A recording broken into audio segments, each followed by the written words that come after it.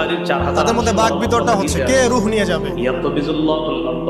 জাহান্নামের ফেরেশতারা বলছেন সে এতগুলো খুন করেছে, তার রূহটা আমরা নিব। জমিনটা কবজায় নিবে।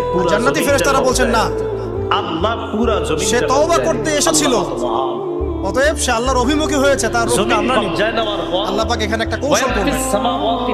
আল্লাহ পাক ফেরেশতাদেরকে বললেন তোমরা রাস্তাটাকে পরিমাপ করে দেখো, যেদিকে যাচ্ছিল তার পরিমাপ বেশি নাকি যেখান থেকে এসেছে ওর পরিমাণ বেশি। আল্লাহ পাক জমিনকে আদেশ করলেন, হে জমিন তুমি প্রশস্ত হয়ে যাও।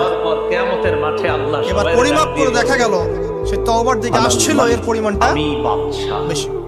এই একটা কাজের ওসিলা আল্লাহ পাক তাকে maaf করে দিলেন। বলেন কি বলবে?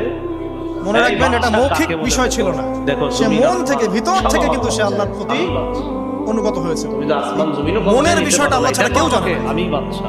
আপনি দেখতে পারেন সমাজে অনেকে দাড়ি টুপি পাগড়ি জুব্বা সব লাগিয়ে ঘুরছে, বিশ্বাস করে